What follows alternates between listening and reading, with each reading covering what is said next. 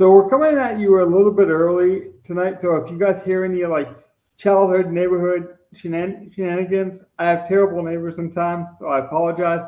There is some downside to going earlier. It all fit with the schedule pretty well. I was pretty proud of that. Speaking of starting early and doing things a bit different, I had these two really good clips that don't have anything to do with each other on the surface, but I combined them. Two observations I saw this week. One was a question by me actually offered up to Kevin Clark of Unexpected Points, who we've used some of his analytics before to talk about DFS lineups in the past, mainly for NFL season. He's pretty in depth and he'll answer almost anything. So I asked him a gambling leg question, and then I kind of tied it into a phenomenon we have been seeing with Caitlin Clark and just how that league has kind of seen its emergence based on one star, player, and then building off that kind of storyline of hero and villain. And that's kind of what I think the UFL is missing or needs or can continue to build is more emotional stories and then leverage gambling and that kind of atmosphere. So I thought these two clips kind of equaled out very well. And so we'll see how it goes. Probably live, it will end up being terrible, but we'll see. How has the slow adoption of new technologies in sports been both good and bad, with a focus on how it impacts gambling in chances of game outcomes or even on the money line itself?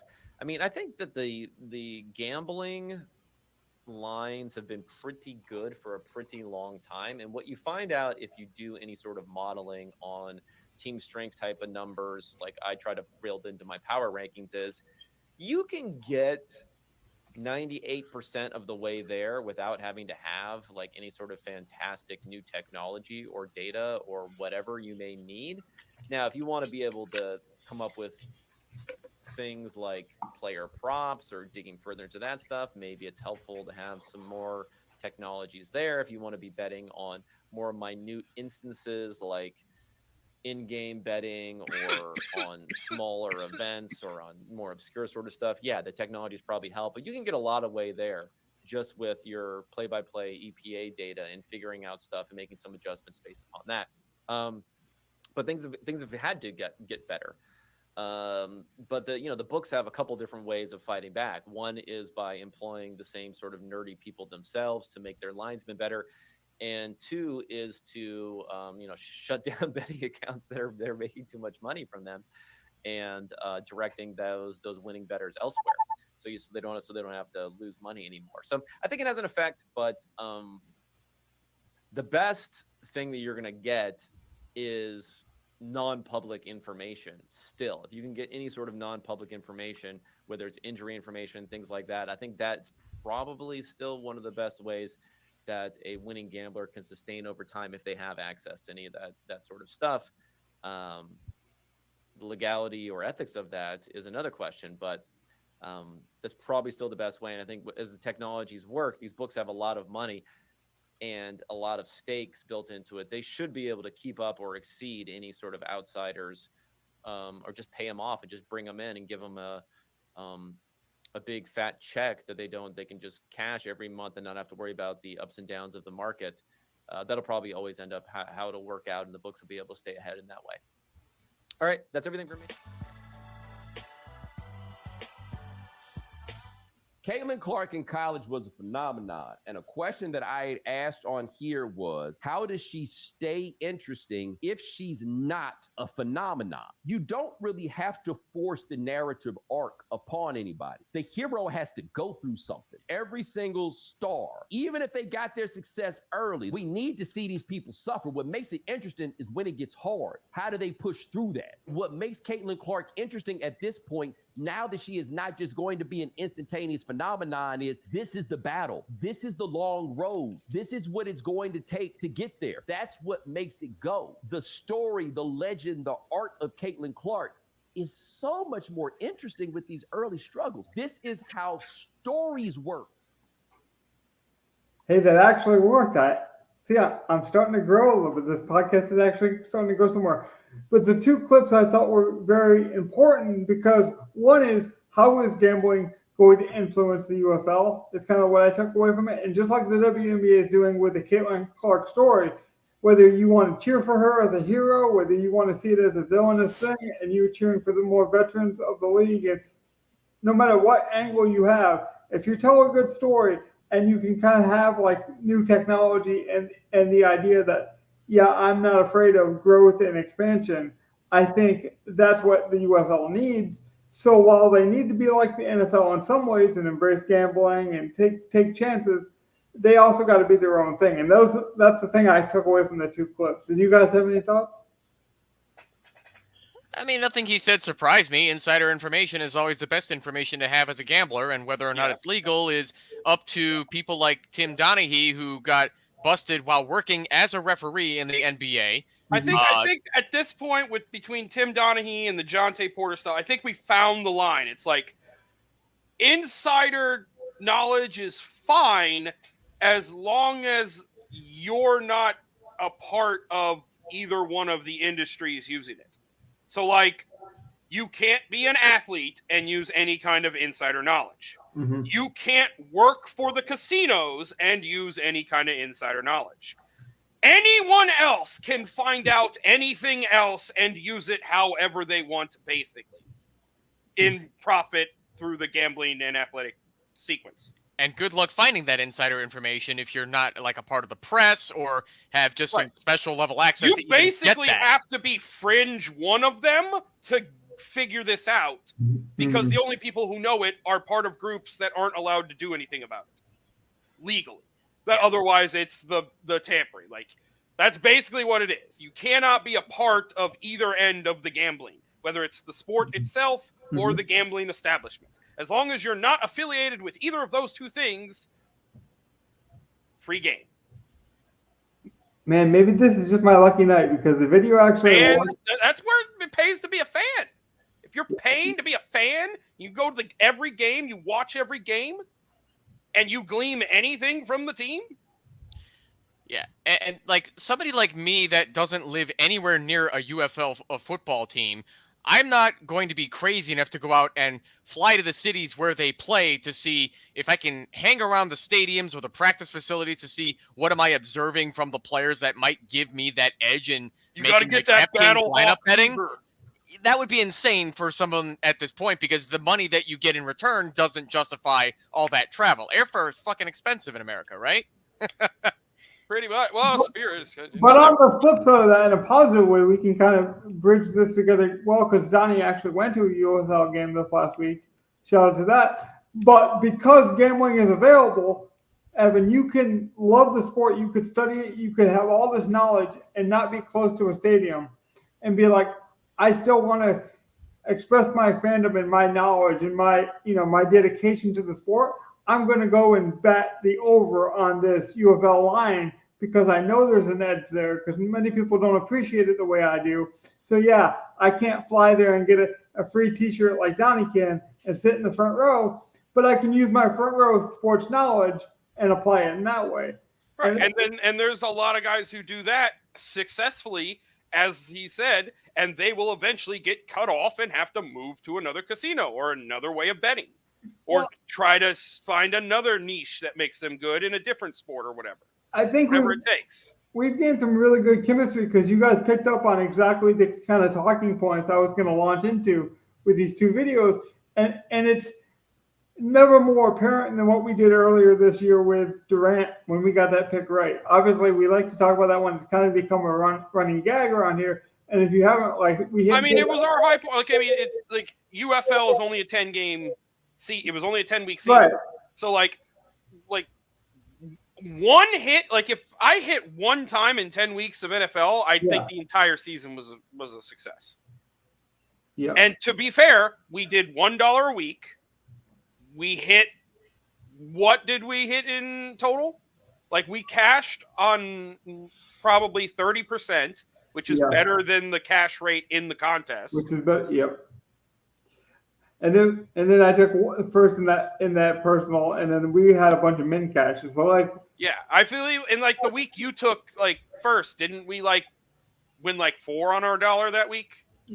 Yeah, Like, I feel like all of our even Donnie and me, like we all had like good yeah, we all had big weeks that week. Even some of our commenters had big weeks. And so that's what I mean by the Caitlin Clark thing. That was our phenomenal week, right?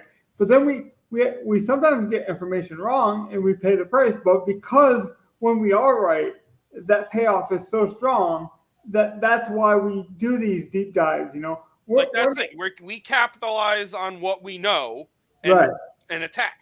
I mean, that's how we or at least that's how I've always like picked the players for my lineups. It's like, what is the information I can glean from what I see? And where can I find an edge? Yep. What's the strongest version of this? And that's where an optimizer helps me. Like that's basically that point. Like most other people can do the first two. Where do I have an edge and all of that? It's like optimizing your edge is where technology would help me. Yeah. And there more of that is going to help with people having that. So there's going to, I think, if anything, it's not that people are going to be winning more, but more people are going to sustain the winnings they have.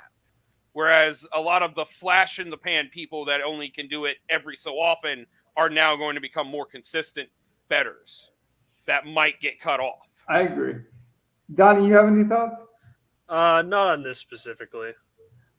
I was just going to say to finish my Durant point, like we were really right about Durant and we had, this information and we were like, you know what? We're hearing from Discord, we're hearing from inside Twitter, these hardcore people that are following the beat, kind of to Evan's points. Like when you're following it with such a hardcore dedication, sometimes it's going to pay off. Other times, even when we get information, life still happens and I can't make a switch and we leave Wilkins in it. And like, as a gambler, to this guy's point, you kind of got to take both sides of it. Like you understand why people get limited, and sportsbooks limit people and they're very sensitive over this information, but also we got to keep looking for that edge, and it's okay to be like, you know what, WNBA might have got me into the edge, or Caitlin Clark's phenomenon got me into watch the WNBA. No matter how you get into something, just enjoy it. Like I said this a couple of weeks ago. I don't care if people just start watching the playoffs of the UFL. If they see good games and that propels them to want to watch the preseason for the NFL and watch our DFS content for the NFL and then like continue to watch it, that's a good thing. And that's what I wish we would take from the Caitlin Clark thing. You can hate or, like or hate her, have different opinions. Maybe you like her play, but don't like her personal, the way she kind of handles the media. I've heard all gamuts of this rainbow. The point is, as long as you have a respectful point of view and you're responsible about it, I think you can carry that over. Yeah, I mean, the Caitlin Clark point wasn't anything unique to me either, because just like all rookies, no matter what their talent level is, they're just going to need time to get adjusted to the professional level. And it's inevitably going to be harder. And whether you're a man, woman, or whatever you choose to identify as, it's going to be harder on that level. I would say I do think Caitlin Clark is about to have a good spike, just considering like everything she's been through, all the deep runs in college, the Final Four run. The fact that she's not on the Olympic team, I think is a lot better for her. It will give her time to rest. Yeah. And that will give her the ability to really absorb this rookie year and get better. I felt like her Friday performance was just the beginning. Right. I agree. Like she's showing the flashes. I think she just needs like an actual off season, which I don't think she's had an actual off season in like 2 or 3 years. She hasn't. The way the WNBA's draft and then season starts is really unfair. Yeah, so like specifically this year, like she legit has just done a full college basketball season with a Final Four run, and then basically has a week off before you're drafted and you're in training camp for the start of the WNBA season. Yeah, I think she had like 19 days off where she was literally doing nothing, and then everything else after that was like training camp. Yeah. But that actually transitions to a good point with the UFL. We're starting to see now that the season's over and some of these better teams are getting eliminated in the playoffs. We're starting to see them sign with NFL teams in the preseason, and this will lead into our review in just a few minutes. But I want to mention, like, it could be a good thing that they're coming in shape and like, they're physically already in football, quote unquote, professional football shape. Also, but there's also a physical and emotional demand that you got to admit it's pretty taxing. Like they just played a full season, whether you want to emotionally connect to the UFL or not, it's still a professional league. And now they're trying to get signed before everyone starts training camp here at the end of the month, basically. Yeah. It's basically the same situation. Like a lot of these UFL guys are going to be in the same physical situation that Caitlin Clark and a lot of the WNBA players have been in. That's true. And hey, your Panthers got David Davis, and they might get Hakeem Butler soon. Yeah, I'm going to have like all of the best of the not the best. Like Deontay, Thielen, Mingo, Leggett, My favorite Butler. part. Like, why not just carry 7 wide receivers at this point? Yeah. Why the fuck not? My favorite part about the You're UFL teaching Bryce Young how to throw it in 2 seconds. is now we can watch NFL preseason and essentially know all the guys because we're gonna know them from past NFL rosters, or we just saw them play all throughout the UFL. And that's fun because it's I feel like 5-10 years ago it was just you kind of just don't know half the people. Now I will. And Logan, before we get into lineups too, Donnie, if you choose to, can we get like an analysis / review of what it was like to attend the Birmingham Stallions versus Michigan Panthers game? Because that looked like a hell of a game to be at. And can I be biased before you start doing it? I want the emotional, boots on the ground kind of feel first, because we all know we're big fans of the UFL. So sell us on the experience. Like, what you thought? Did you think the stadium was not full enough? Did you think the fans kind of let you down? All right. So first of all, just walking into the stadium, I was a little disappointed. I expected, I walked there, luckily. The parking was terrible. It was all over the place. Yeah, that sounds like most places. Yeah. It wasn't organized at all. It was a very messy parking wise. But after I got through that, going into the stadium, it's a beautiful stadium that they play at. And the fans were great. Everyone was I got stopped. I was wearing my Derek White jersey, as I said I would, just in case. I probably got stopped at least 10 or 11 times by fans just talking basketball.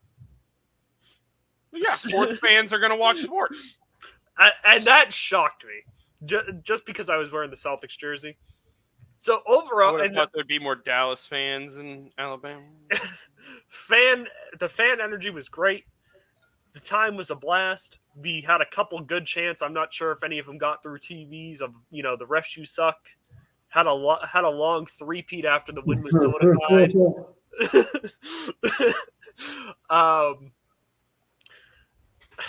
It got pretty loud. I was hoping it would get that loud, and I feel like it was everything I wanted and more. Mm-hmm.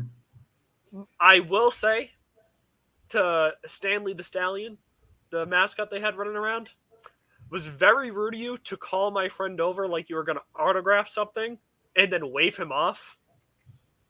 So... Good old stick. No, I like this mascot. This mascot knows how to do things. Yeah. I've had mascots mess with me. Like, people think, the disability, you're a shoo-in with the mascots. Like, they got. If you're not getting fucked with by the Philly fanatic, did you really go to a Phillies game? And we had a really obnoxious security guard right at the stairs to the stadium, but that's it. That's just him being obnoxious. I mean, security. I took a security license class. It's actually in their training.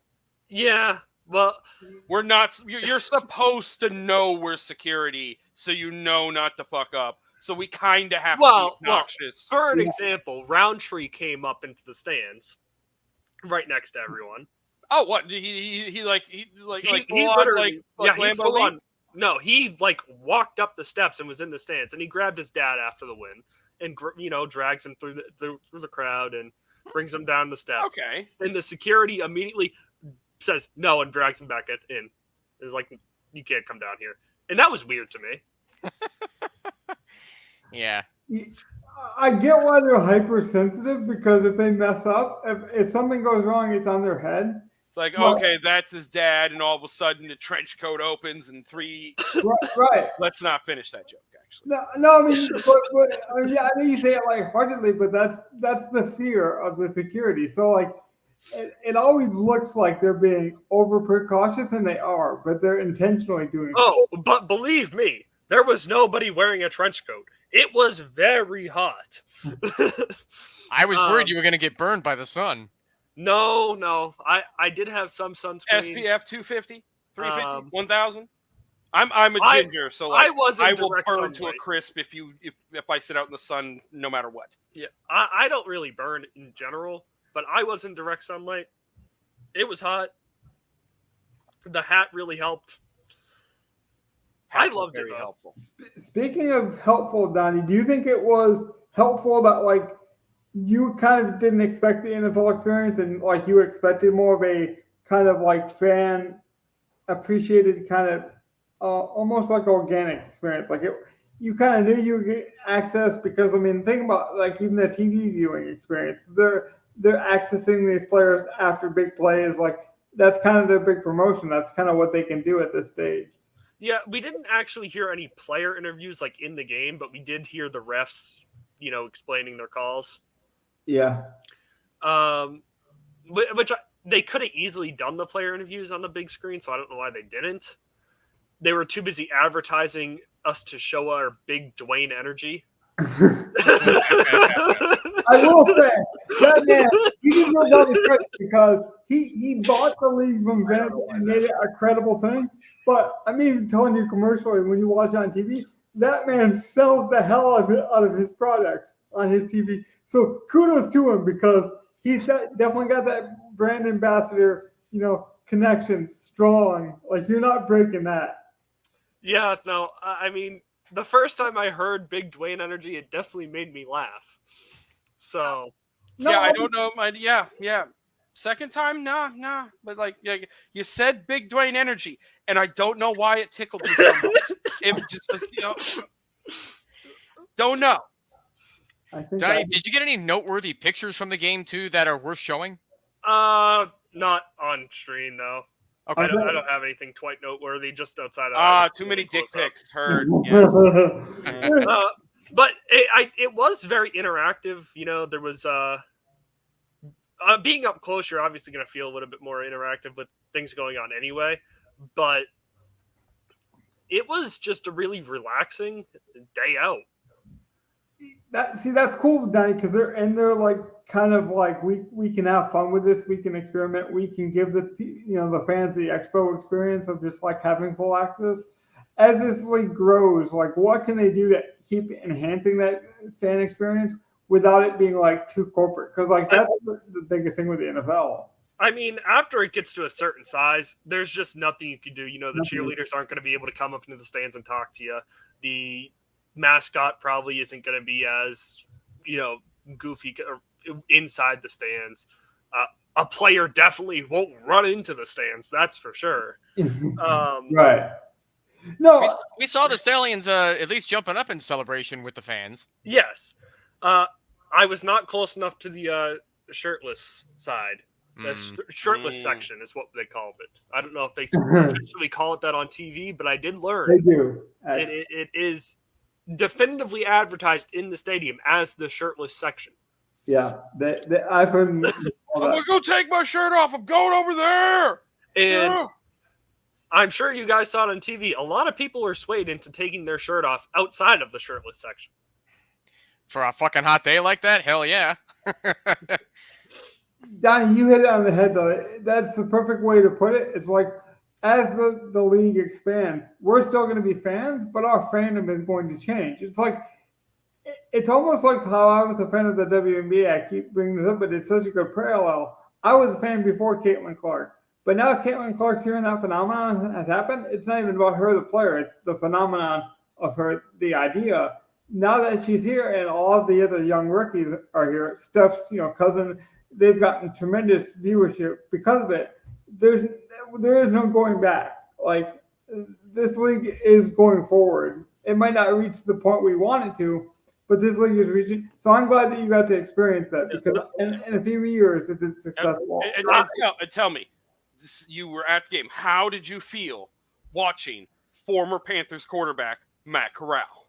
Former Panthers and Patriot quarterback Matt Corral. Oh, that's right. Yes.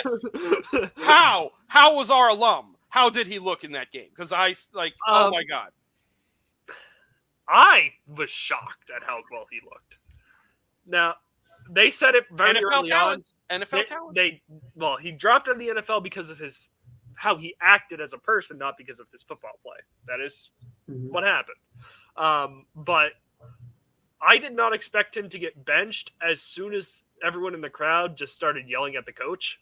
I'm not sure if that was heard on TV, but it was quite a brutal yelling about Martinez.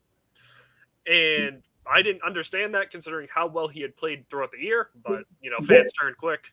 They did show it on TV, but it didn't look that verbal. Like I'm sure you got a much different emotional energy. So are you saying that's going to carry into next week into your choice, Danny? I don't think it's going to carry in because they're not going to be playing at Birmingham. So I think that does make a big difference. They're going to go with who they think can give them the best opportunity to win. It's probably Martinez against such a smart coach. You're going to need something that makes you a little bit harder to defend. The Brahmas, though.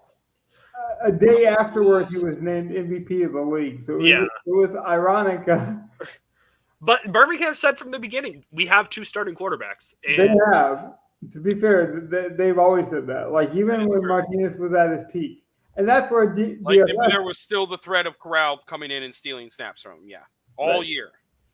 And I think that is like gamblers and DFS. We get that kind of sex appeal. It's like, oh, this guy's got legs. He's got the ability to throw, and he's getting a consistent 20 points. Like we almost hyped that guy up, like Christian McCaffrey effect. It's like he's just a plug and play guy. And then we forget like the actual ins and outs of football can change very quickly. Like a locker room can change very quickly. All of a sudden, 2 fumbles and a pick early on, and the crowd wants your head. Yeah, and then that first play that Corral was in, he threw that pick, which wasn't really his fault. It went through the receiver's hands. And then the crowd was like, "Oh, you wanted Corral in? Well, so did you guys." But fans really get under my skin overall. But you're one of them that you get under your own skin. Yeah, but I also don't come booing for people's jobs most of the time. Okay, so before we transition to the lineup, though, we've obviously followed this league pretty staunchly. You guys can go back and look. We have a week 1 till championship round, week by week. So we know this league probably better than most people do on the internet. I would say at this point, I'm pretty confident in saying that too. I'm not taking that back. How many people in this league make it to an active NFL roster at some point during the NFL season? How many people are in the league? What's the roster size per team? Just out of curiosity. 53. It's 53? Okay. I'm saying active roster. I'm not saying practice squad because I think a lot of these guys will be in practice squad. 56, and then you get 11 practice squad. You're right. You're right. 53 active. But that's what I'm saying. I'm saying anyone. Do you think anyone will be active on game day? I think we'll have probably 7 or 8. One will be active. Yeah. It might be a specials teamers, but I think at least one will be active. I'm leading 7 or 8 will be active. They will make the team. Wade Phillips came out and said it should be Hakeem Butler. He said he's an NFL guy. And I think that matters, having that recommendation from Wade Phillips. True. And he has maybe a borderline guy in Kirkland in himself, and he could go out of his way to say, Butler. Now, maybe that's because Kirkland and him are still playing in this league, so he didn't want to, diminish. You didn't want to hype him up because Kirkland might get distracted. And Kirkland might be one of those guys I've been saying all year. I thought John Trey was probably one of the guys who could get drafted. I think a lot of the wide receivers have a shot at getting on a team this year. Yeah, receivers especially. But even, we're seeing kickers get tryouts, linemen even. Yeah, there's been a lot of guys who are getting a good amount of buzz. And Dan Campbell played musical chairs with the kicking, a phenomenon last year. I can't see a reason why you wouldn't at least bring Bates in for a preseason tryout, given that he played with the Michigan Panthers. he's already close. The one quarterback I really want to see get an NFL tryout is Luis Perez. He was the best one all season, like across the UFL. He has a history of it too, Evan. He's been pretty good in multiple spring leagues. So, And he's played some in the preseason. I want to say with the Los Angeles Rams. I want to say last, but I could be wrong. Hopefully, this proves that he is ready to at least make an active NFL roster. But well, what do I know? Like, I've seen enough backups and bad starters to know that these guys should at least get a shot. He can't be worse than Ian Book. Not to pick on one guy. And we could pick on a lot for sure. The Book. But I think following this league as strongly as we did, maybe it helps with some viewership, because we will cover DFS, lineup building week by week. But hopefully, like, if anything, it just expands our idea of like, hey, the little guy matters too, every piece of a lineup matters. And maybe we'll remember some of these guys. I could definitely see it happening. We mentioned a lot of wide receivers. I do want to mention, I think Sailors was the first non-wide receiver to get a look. He's going to be getting a look from the Giants. I do also want to point out from the game when I was there, I did get the most exciting touchdown right to the corner of my end zone with that pick six. Nice! And we erupted at that point because that was quite cool. I've never seen a defensive touchdown, from the pros like that, college level in person. I was shocked how loud the stadium got at that point. At some point, your emotions had to be so topsy-turvy, though, because there was like turnover after turnover. Like, I want to say there was back-to-back pick six. It was like 3 turnovers straight, and then the last one was the pick six. The last one was the pick six, exactly. And I was like, wow. Sometimes that hot potato, like the messy hot potato kind of like lunchroom fight kind of scenario back and forth, it does create the most fun football. And maybe not the best, like, technical football, X's and O's, but it does present a fun game. Yeah, it was just overall a great game. I've got to give us one more shot of confidence. I'm sure you guys will follow, like I mentioned, our chemistry. We've always stood by these lineups, and that's what I'm very proud of. We've shown you the good, the bad, and then we've always tried to plug it into next week. One thing we haven't done, and I think some shows will do this, is they'll like go through each of our picks and then like either give you a golden star or kind of shame you. We don't do that, and I'm really proud that we haven't done that at all this season. We can't shame it because, let's be honest, Logan, we're just so good at picking the NFL lineups. It is true. Right. Gov, do you have a very solid season? I'll say that, yeah. Do you have those numbers available? I know you were tracking some cool stuff. I don't have them available. Like, okay, I wasn't able. I've been kind of busy today, to be honest. I don't have, but it was, and it wasn't really like a hard number. I was just sort of like keeping track, like every week. It's like, okay, oh, I hit, ooh, and then, so basically, not counting if anyone picked a quarterback, and not counting whoever picked the defense, because those are two variant. Basically taking your one pick you got most of the time. Sometimes people got 2. And I don't remember any point in time where someone had 2 really good picks in the same week. No, I don't. So, off the top of my head, it didn't help any week you had 2 picks. And it seemed like Evan, after his trip overseas, took the lead and had the better picks. And then our championship game pick basically sealed it. Taking Solosi. My camera, for some reason, is completely off. I don't know if that's the same on your end. But yeah, no, Evan had a great second half of the season. Yeah, you're just frozen. Yeah. I see it's black on my end. So it's okay. As long as the audio comes through, we'll fight through. We'll fix it in a minute. It's fine. Yeah. They can see a version of you. So speaking of picks, I was really happy with the way the Mariner pick worked out, which I knew would be freaking chalky. And then, McFarland may have been the ballsiest pick I've ever done in my life. And 3.9% ownership, and that paid off that one is what got us. Like that 20-point pick, when looking at on this 2-game slate, there wasn't much of that. Like that was basically it. You hit on one of the nut guys. Yeah, especially where the quarterbacks, didn't play great as well this week. That was really, really important. We got very fortunate with that, but We were probably just a Matt Corral instead of Martinez away from shipping. Well, I didn't. I really was surprised at the Martinez ownership, and I was celebrating because I'm like, well, I don't have him in my personal, and I knew AJ McCarron was right around him. I'm like, McCarron's for sure gonna beat 8 points. I don't think he did. And I think he did. I'll double check. I think it was barely, but yeah, maybe, but not by like enough to make a huge like 8 to 11 or something maybe.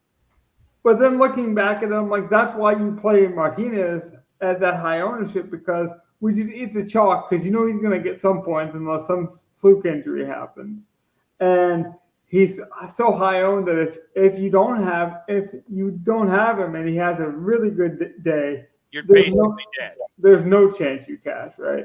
Like if he goes out and scores 30 and you don't have him, and that's the decision you have to make. Like on a 2-game slate, it's a lot tougher. That's the decision you have to make on those high-owned guys. It's like, what are you going to do with that? Are you going to be like, he's good enough where I need him, and I'm building my lineup around that high ownership, which is what I basically forced us to do.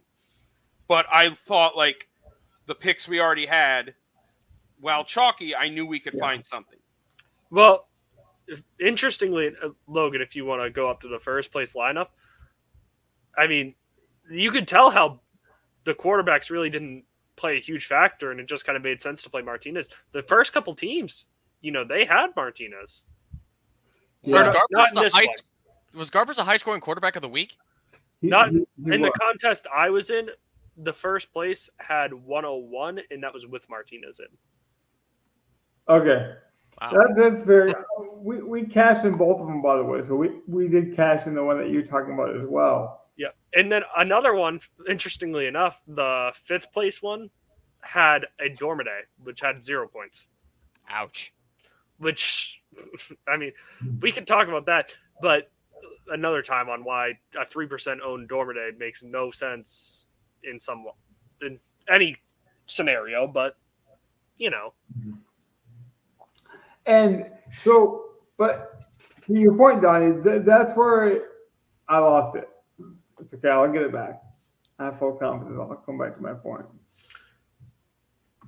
Do you have that other contest as well, Logan, that you can show? Oh yeah, I can do that. No, I see. I got it.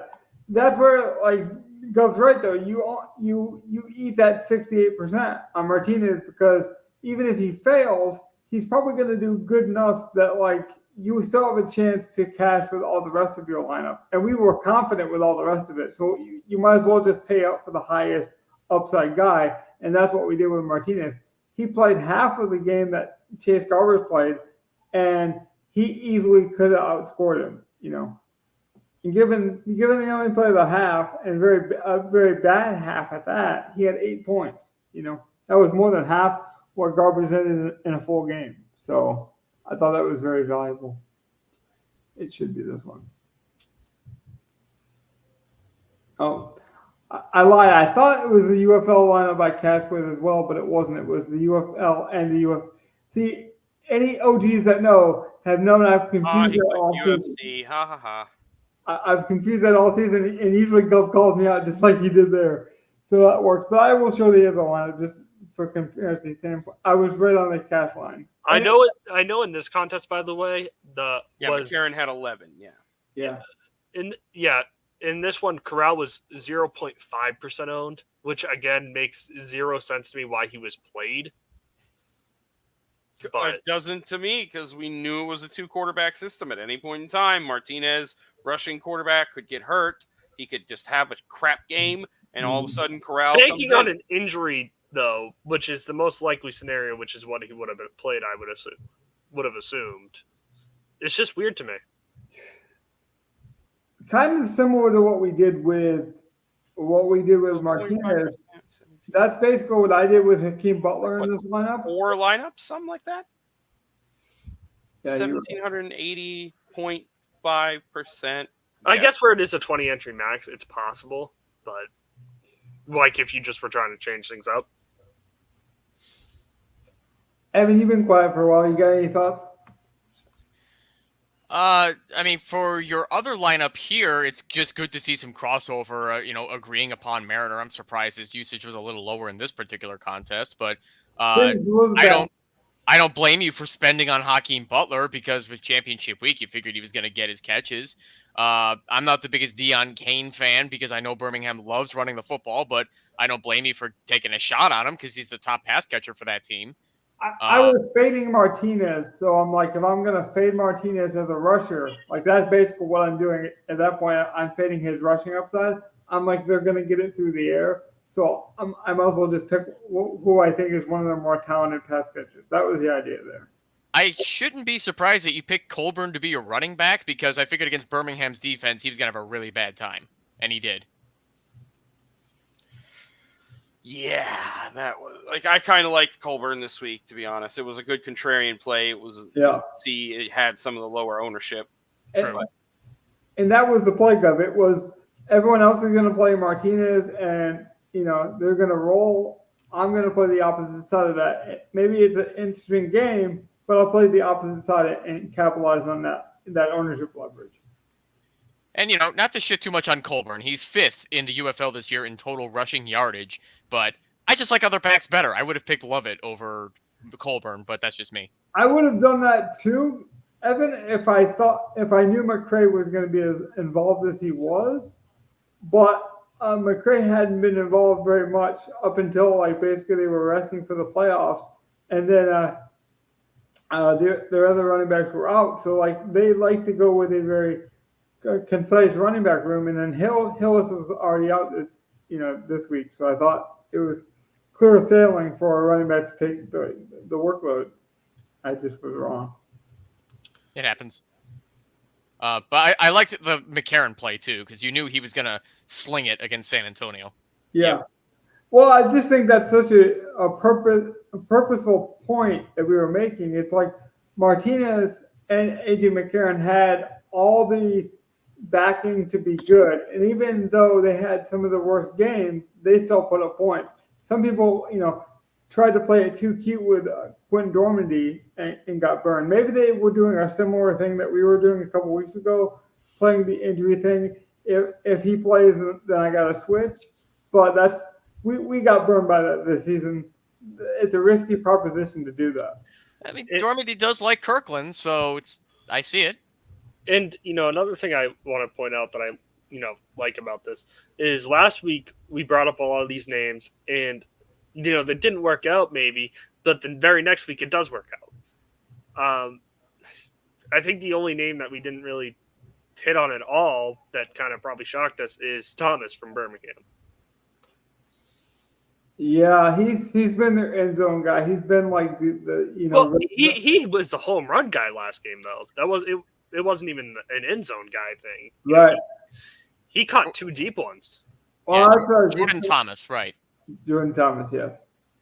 But they had been using him kind of as a Joseph Fourier, kind of just like he's 6'8", he's so much bigger, he's a Hakeem Butler kind of guy. But you're right, Donnie, he did explode with actual receiving chops in the last couple of weeks. So it's just what you believed was going to continue.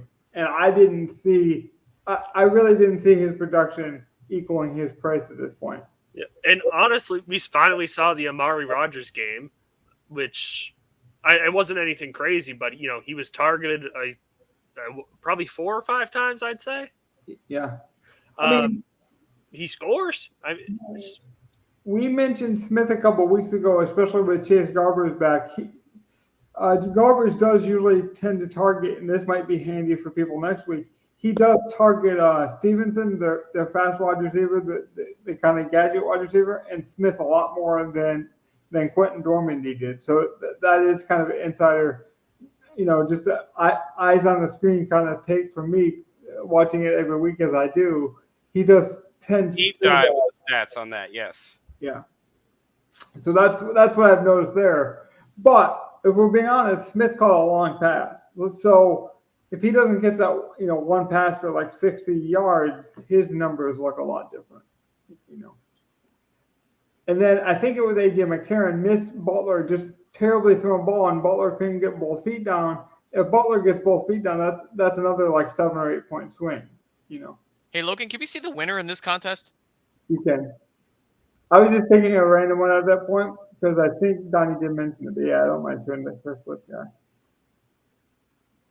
Oh, yeah, that's right. He did play Martinez, which makes sense. And Donnie did say he played Martinez, and that's why you eat that kind of ownership. Like again, it's the upside is there and the low light's there because he can't really fail.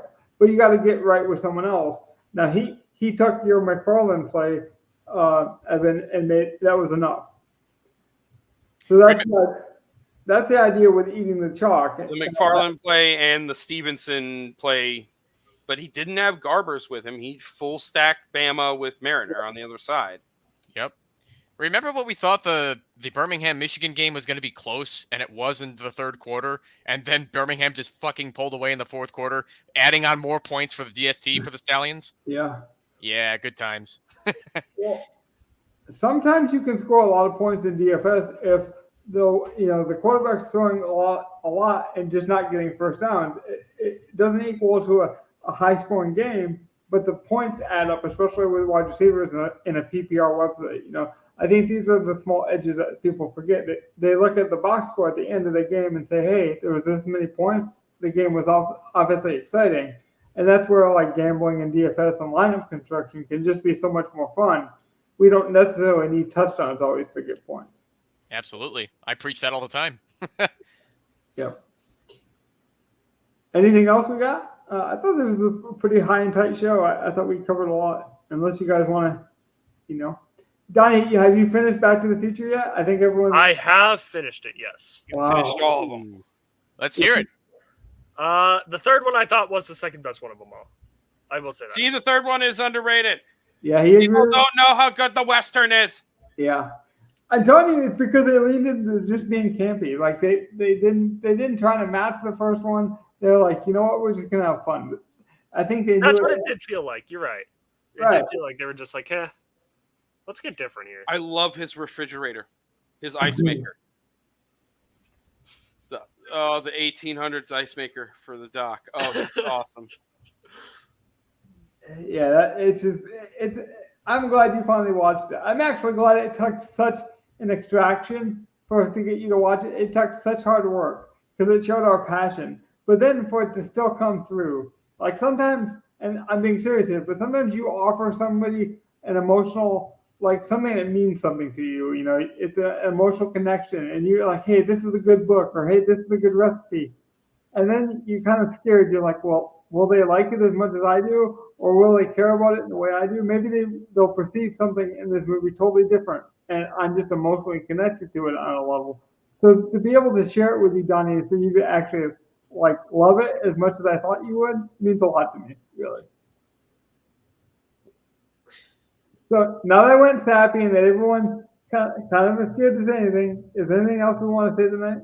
Well, I got one random thing in the probably worst tradition in America. I deserve it. Go ahead. All right. Maybe the best competitive eater in America, Joey Chestnut, getting banned from the hot dog eating contest because of another sponsorship with, I think it was Impossible. What is it? Impossible what? Oh yeah, the impossible Impossible meat. Product, yeah. Anyway, that's why he gets banned from the hot dog eating contest. That's the most famous competitive eater, at least in the country, that I can think of. It's basically a meatless alternative. They make a lot of their product with cherries and mushrooms and that kind of thing. So like I get the idea of the product, but to ban Joey Chestnut for that seems egregious when he's literally the flag plant of that. Yeah. Of that. He is the moneymaker for He's who brings attention to it. Well, I've connected it to competitive grappling. Had seen it as well, like with the UFC, with kickboxing, with all these different combat, boxing, all these different things. There was only room for a couple of small entities to survive, And so when you had a star, you don't make that star mad. And that's what happened in grappling. They made one of their stars, Craig Jones, very unhappy. And he was like, look, I have enough connections. I can go ahead and do my own thing on the side. You kind of mentioned that in a Discord channel. The likelihood that Joey Chestnut's like, you know what, I have all these connections in the competitive eating world, and I can just put on a better product. And I think he could. Yeah, I really think he could. I know he's won like 6 straight, a ridiculous number. Mm-hmm. And he won like 14 in the last 15 years as of 2021. Like that's the only stat I can get. I know he won last year as well. He has the record for the most 8 in the contest in 76. He easily could just make his own contest and honestly just use the brand that he's sponsored with. And he probably would get the same amount of numbers, if not better. And I've always thought it was weird. I mean, I do. I don't even want to call it a sport because to me that's really gross. But no, I wouldn't call it a sport, but I would call it competitive. Like yeah, it's competitive. It's a competition, yes. But I've actually watched it, and I do have a take on it. Competitively, I don't think they should be able to eat the hot dogs and the buns separately. That's what they should have banned. Listen, Joey Chestnut is. The media is shook. This decision makes no sense. He was the most dominant person in the whole competition. Let people enjoy it. And I know why they do it, by the way, if you want to know. The reason why they eat the buns and the hot dog separate, they'll count it as one as long as both are consumed. They soak the bread and the water to make it even more digestible so they have more room in their stomach. I understand the competitive advantage. They're basically taking in all the food like ducks do. Right. Like go feed the ducks literally is what they're doing. Now you could say that's good, but that's how the sport is. But if I'm going to say a rule, that would be a rule that I'd be like, you know, that would be interesting if you had to consume the hot dog and the bun. To ban your best player over something, what seems to be so trivial. Like your most marketable person. Right. Now, it's similar to like the NBA did with Michael Jordan when they were like, you know what, just go play baseball. We don't know if this gambling stuff's real. We don't know, but we need a cool-off period. That kind of made sense because that's a more serious allegation. But you're going to ban your best guy because he signed a marketing deal? Like, talk about losing sponsorship. Like, literally, it doesn't make any sense to me. I really think that Joey Chestnut should just say, listen, I got a month. I'm making my own event, and let's see if I can get your guys from you. But this is what Joey Chestnut had to say on Twitter about the ban just a couple of hours ago. Yeah, I haven't read this at all. Yeah, so he basically just saying how much he loves the 4th of July hot dog eating contest. He does not have a contract with MLE or Nathan's. They're looking to change the rules from past years as it relates to other partners he's allowed to work with. And the decisions that they're making and will deprive the great fans. So this sounds like this is going to be a ban that could easily be overturned once the discussions are had and the pressure from other sponsors are had. Because you know this isn't going to stay permanent, right? Oh, it can't. I mean, if it was a random guy, if it was anyone but Joey Chestnut, I don't think it would matter. But it's Joey Chestnut. Yeah. This would just be like if Patrick Mahomes started pounding and saying, I fucking love Guinness right in front of us on an NFL camera in front of a Budweiser official beer of the NFL sign. That's basically what this is. He would get fined. No one would care. So I feel like this will actually get resolved. Well, it better. And hopefully, like I mentioned the grappling comparison for you guys, hopefully it doesn't go to this level because Craig Jones obviously competed, was one of the best competitors in this competitive grappling, went ahead and got all of his other sports connections in the arena on his side, basically, in that competitive space. And the commissioner of this bigger league was sent him a death threat this week. So this is basically the Joey Chestnuts of grappling, and he got sent a death threat. We just need to. It's weird when something iconic and campy and kind of fun gets taken to a competitive level and people make money. I get it, but did the work. He got the sponsorship. He got the attention, and to like shame him for it, it just seems silly. Just like this, you're going to shame a guy because he got famous enough that he could run his own thing. Like, why wouldn't you try to partner with that? Like the UFC did that with Conor McGregor. They're like, oh yeah, you want to fight Floyd Mayweather? We wouldn't allow 90% of our fighters, or even 95% of our fighters, to do it, but we don't want to break ties with you because it would be a terrible look. We'll co-promote this one thing because you've earned that chance. So instead of like trying to alienate your best marketable face, like, sometimes you make exceptions. There are exceptions to the rules. Like we probably all know that Joey Chestnut would not go up on stage and say, "Oh yeah, I love my Impossible weenies." Right. Now, I will say Joey Chestnut is a lot more PG and a lot more. I don't think anyone should go up on any stage and say, "I love my Impossible weenie."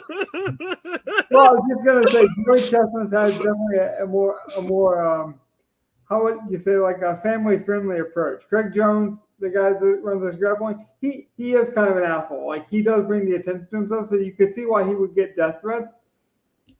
But this kind of tells you the landscape of business now, that people make such this earthquake decisions based on, oh yeah, you're going against me. Sometimes it's more about, hey, let's work together. We don't need to go against each other. Right. I really feel like banning him is going to hurt their sales in general. I could imagine it's going to hurt their stock. People will care. Yeah, expect Nathan's to take a dip in sales. Now maybe it's not. Or watch a less viewership at the hot dog contest. Extremely amount of less viewership on that. But I think it will be as drastic as their sales are going to decrease till they change this ruling. Yeah. Well, to Gov's point, you're going to get less viewers by just saying, oh yeah, the best competitive eater, the historic eater. That's why people chase phenomenons. Like we mentioned off the top of the show with Caitlin Clark. People are chasing the phenomenon because they want that emotional tie-in. They want the story. You've got a built-in story with him because he's historically the best. And now you're just going to take him off. And then people are like, well, maybe he retired. Maybe he got old. Maybe he got – oh, wait. He's done because they banned him because he's supporting a different hot dog brand? And the competitors, even whoever wins, it doesn't feel like as much as a win. You didn't beat the best. Right. And I know what Impossible is, and maybe there is a good reason they decided we don't want to partner with but I'm telling you, the casual fan that just wants to see history, that just wants to see the story, they're just going to see that, oh yeah, they got greedy and they got rid of their best, competitive eater because they were scared of a competitive brand. That's all they're going to. That's for a completely different market. Right. Let's not even acknowledge that part, that people who eat their hot dogs are not just going to decide, let me switch over to the Impossible. I have, but I'm. Well, the reason isn't going to be because Joey Chestnut advertised it. Right. And maybe that's just where you got to let the consumers make their own choices. Yeah, I mean, Impossible already had their own market regardless. They had a deal with Burger King to sell Impossible burgers. They're doing fine without Joey Chestnut, too. Right. But it's just a fun sponsorship. I feel like if you can say, hey, Joey Chestnut eats our hot dogs when the guy's only known for eating hot dogs. Yep, big get. It is a major thing for them. Now, if it was a major scandal, like a Subway situation or something like that, and it was a big problem with the brand recognition with it, I could see that, Nathan's hot dog being like, let's not do that. But even then, it's weird. Everybody would have done the same thing with Jared Fogle, though, Logan. Right. No, that's what I'm saying. But that severity has to match that brand recognition. You got to be like, no, this is too far. This story is too far. To switch to a healthier alternative or just an alternative that's based around health, it's a bad look for Nathan's. Yeah. Well.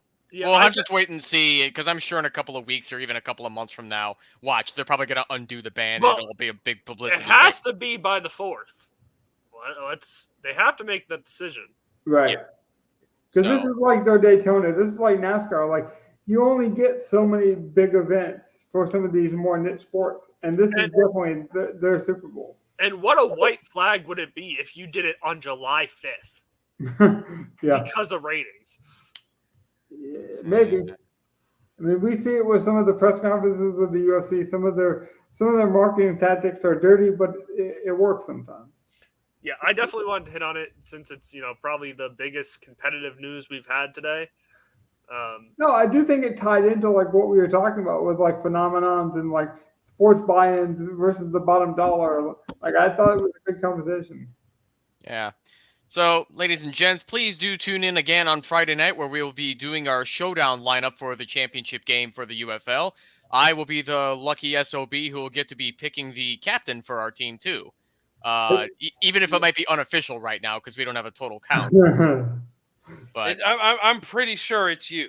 I'm pretty sure it's you. I don't think Donnie will ask for a recount, and I will say, just please don't pick a fullback like we did for the Super Bowl. I'll does just anybody even play Wait, fullback is Kyle in the UFL? Juszczyk is in the Kyle Juszczyk's in this? What? I had to drop an Easter egg for the long-time viewers. We did cash for that Super Bowl lineup, by the way. I was about to say, like, did we do wrong with anything on this? There is no listed fullbacks in the UFL. True, Yeah. but I'm not going to get in the way. Evans earned this. Like, I do like that we give away a point, system at the start of the year. For NFL, it was our bets. For this, I'm glad that I didn't even know covered it or was tracking it, so I'm glad he did. Sometimes little things like that. I figured we needed some kind of tiebreaker at the end. So You just were keeping right. track of our picks. It was something, and it was like it needed to be something we talked about in the show. Yeah, and too we weren't small doing of a like league spread for picks. spreads. Yeah, too small of a league. That's why, like the first couple weeks, I wanted you to open the spreads on DK if we could find them, Oh, just to talk about the games. yeah. But that's why it's just like, oh well, I'll just look at the picks. There's just not enough games. I mean, we'd each have one game, and at least one of us would get left with the crapshoot. So We mentioned the Panthers giving some UFL players some chances. I like Young. I think Young will finish as a better quarterback than CJ Stroud. I said that on multiple shows. I'll stand by that if I need to eat the crow. I think this might be the year. Gov's already a fan. He's already shaking his head, but he's a super fan. I think this is the year we bet on their win total. I think I'll do that live on the show just to show you guys the receipts. But until then, Evan, you mentioned it. We'll be back with people on Friday. Thanks for joining me. I don't want to take too much of your time. Good night. Celtics in 6, baby. Have a good night, everybody. Bankroll management. Peace out. Please.